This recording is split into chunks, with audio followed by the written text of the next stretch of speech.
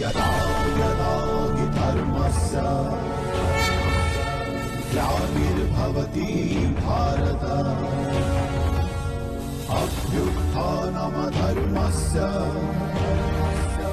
तदात्मानं सृजाम्यहम् परित्राणाय साधूनां विनाशाय च दुष्कृतां संस्थापनार्थाय सम्भवामि युगे युगे।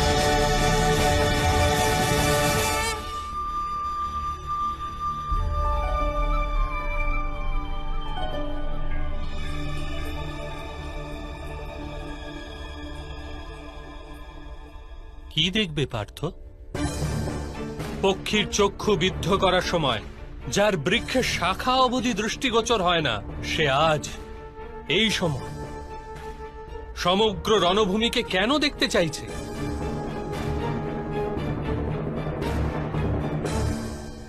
বিপক্ষের সেনাদলকে পরীক্ষণ করতে চাইছি মাধব, নিজেদের সেনাদলকেও নিরীক্ষণ করতে চাইছি, জানতে চাইছি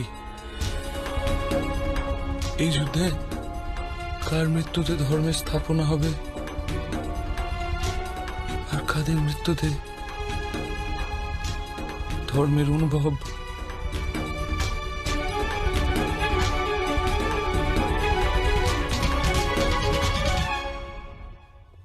আমি জানতে চাইছি এই মহাযুদ্ধে আমার কি প্রাপ্তি হবে আর আমি কি হারাচ্ছি। এই যুদ্ধে তুমি বলিদান দিতে যাচ্ছ পার্থ। হারানো, প্রাপ্তি, এসব কি ব্যর্থ চিন্তা করছো? দান তাকেই বলে যাতে দানি হারায় আর যাচক প্রাপ্তি লাভ করে, কিন্তু বলিদান সেটাই হয় যা দানি দেয় আর সমগ্র জগৎ প্রাপ্ত করে। কিন্তু মাধব, আমি একলা দান দেওয়ার জন্য দাঁড়িয়ে নেই এখানে। লক্ষ সৈনিক নিজের প্রাণ আহুতি দেবে বলে দাঁড়িয়ে আছে। আমি স্থির করতে চাইছি এই মহাযুদ্ধে আমি কেবল অধর্মকে নাশ করছি নাকি তার সাথে ধর্মেরও নাশ করছি। আর এসব তুমি করবে পার্থ?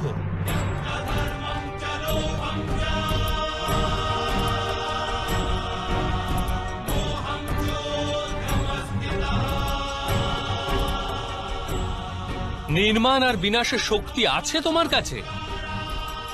বিনাশ আর নির্মাণের কার্য তো স্বয়ং ঈশ্বর করে থাকেন পার্থ। তুমি তো কেবল এক আজ্ঞাবাহী মাত্র। তবে কেন এই সব উত্তরদায়িত্ব নিজের মস্তকে নিয়ে অহংকার বৃদ্ধি করছো? আমি তোমাকে বলেছিলাম পার্থ, যে ব্যক্তি এটা জেনে ফেলে যে সে স্বয়ং কিছুই করছে না, তারই হস্তে কোনো মহত্বের কার্য সাধিত হয়। কদাপি তা তুমি ভুলে গেছ। এই কারণে দেখে নাও পার্থ, দেখে নাও যা দেখতে চাইছো। কারণ দান করবার পূর্বে যদি দানির হস্ত কম্পিত হয়, তবে তার দানের পুণ্য প্রাপ্তি হয় না।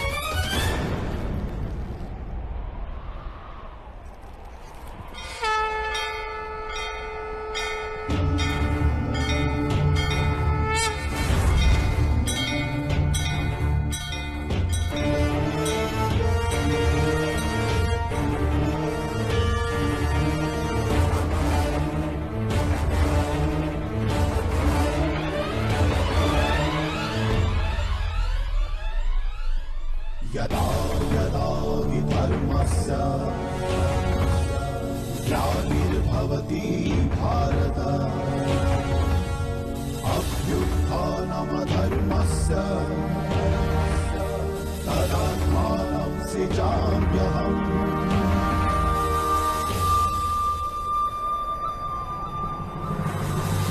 प्राणाय साधुना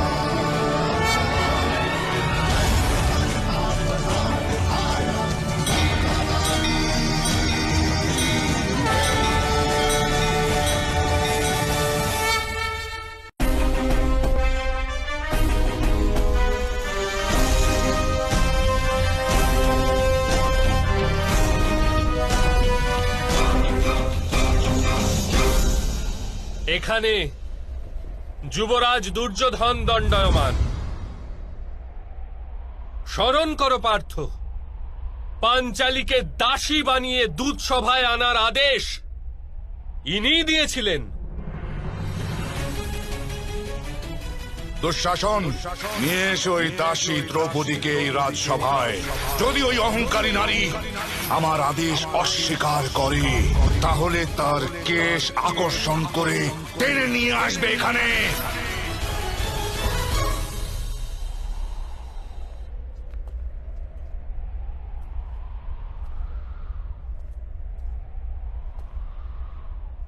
এখানে দেখো পার্থ,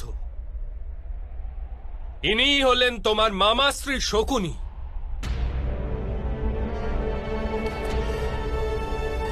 আজ তো এর হস্তে তরবারি, কিন্তু ছলনার দ্বারা সংহারের প্রয়াস করে থাকেন সর্বদা।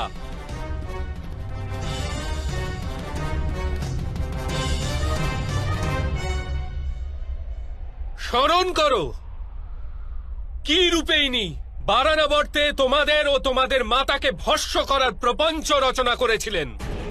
বারানাবতের ভবনে তোমাদের 5 জন শত্রু একত্রিত হবে। সেই ভবনেই তোমার যুবরাজ সুযোগ্য হবে।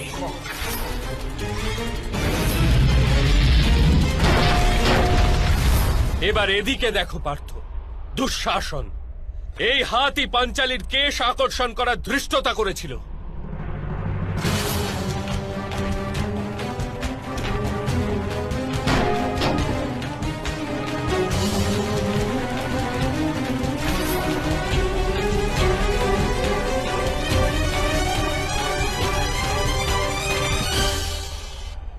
মহামহিম আর গুরু দ্রোণকে দেখো,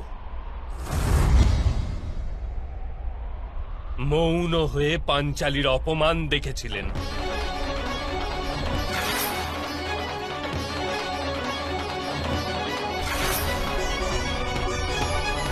ওইখানে অশ্বত্থামাকে দেখো, আর স্মরণ করো কি প্রকার অশোভন শব্দের প্রয়োগ করেছিল।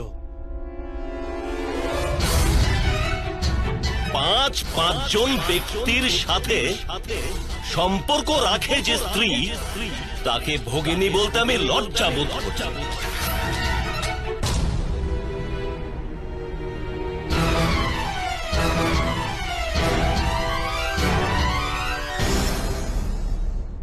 এখনো কি তোমার হৃদয়ে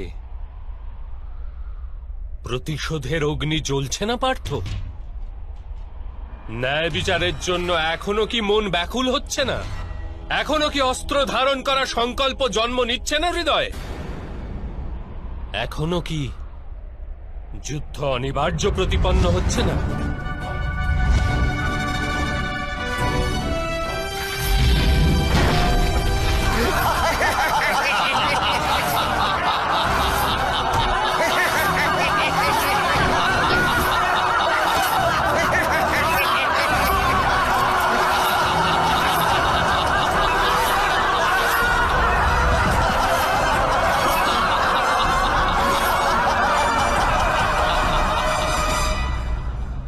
হ্যাঁ মাধব, এই যুদ্ধ হওয়া অনিবার্য।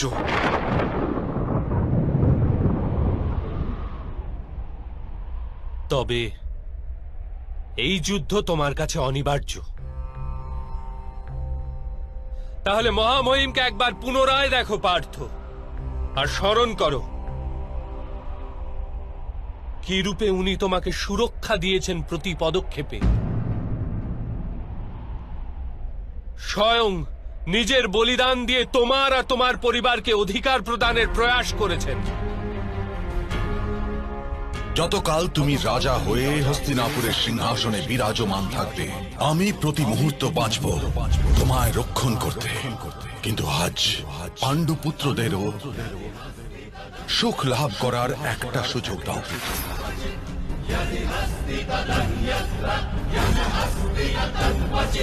একবার পুনরায় গুরুদ্রোণকে দেখো আর স্মরণ করো কতটা গর্ব আর স্নেহের সাথে উনি তোমাকে নিজের পরম জ্ঞান প্রদান করেছিলেন। তুমি বিশ্বের শ্রেষ্ঠ ধনুর্বীর হবে, আমি তোমাকে বিশ্বের শ্রেষ্ঠ ধনুর্বীর করে তুলব, কথা দিলাম পুত্র। তোমাকে বিশ্বের সর্বশ্রেষ্ঠ ধনুর্ধারী তৈরি করার জন্য উনি নিজের মস্তকে পাপের বোঝা নিয়েছিলেন। স্মরণ করো পার্থ। তুমি আমাকে গুরু দক্ষিণা রূপে নিজের দক্ষিণ হস্তের বৃদ্ধাঙ্গুলি দেবে।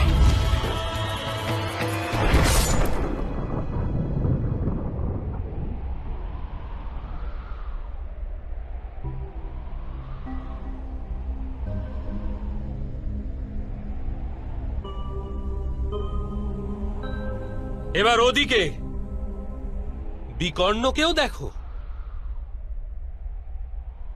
একমাত্র সেই ছিল যে দূত সভায় বিরোধ করার সাহস করেছিল।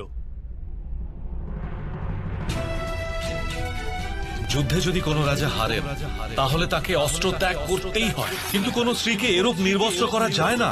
যোদ্ধার নিরস্ত্র হওয়া আর স্ত্রীর নির্বস্ত্র হওয়ার মধ্যে প্রভেদ আছে জ্যেষ্ঠ। দ্রুপদ কুমারী কুরু বংশের কুলবধূ, এটা সত্য। এরা সবাই কি বধ করার যোগ্য পার্থ?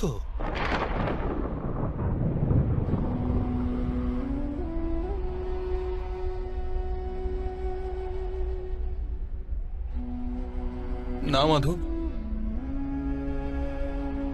আমি এদের বধ কিরূপে করতে পারবো? অবশ্যই, কিন্তু নিজের পক্ষকেও দেখো পার্থ।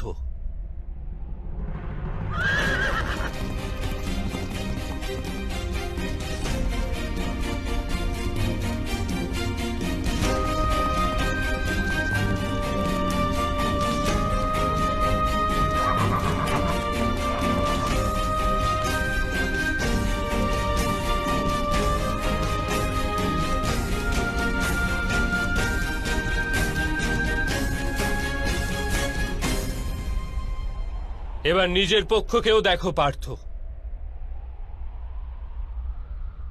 তোমার জ্যেষ্ঠ ভ্রাতা যুধিষ্ঠির, ভ্রাতা ভীম, তোমার অনুজদেরও দেখো, তোমার সন্তানদের, তোমার ভ্রাতুষ্পুত্রদের দেখো। এদের মধ্যে অনেকেরই মৃত্যু ঘটবে এই যুদ্ধে।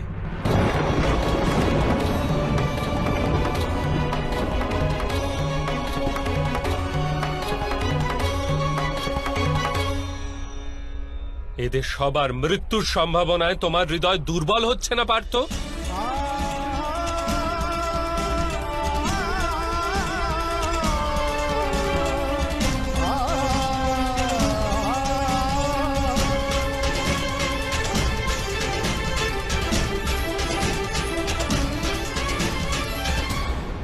এবার এও বিচার করো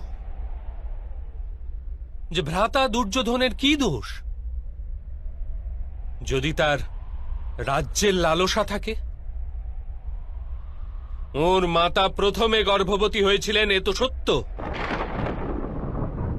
দুঃশাসন পাঞ্চালীর বস্ত্র হরণ করে অপরাধ করেছিল। যদি সেটা অপরাধ হয় তাহলে তুমিও তো নিজের জ্যেষ্ঠ ভ্রাতার আদেশ মান্য করে নিজের পত্নীর অপমান হতে দিয়েছ। সেটা কি অপরাধ নয়? মহামহিম নিজের প্রতিজ্ঞাকে অধিক মহত্বপূর্ণ গণ্য করেছিল আর নিজের কুলবধূর লজ্জা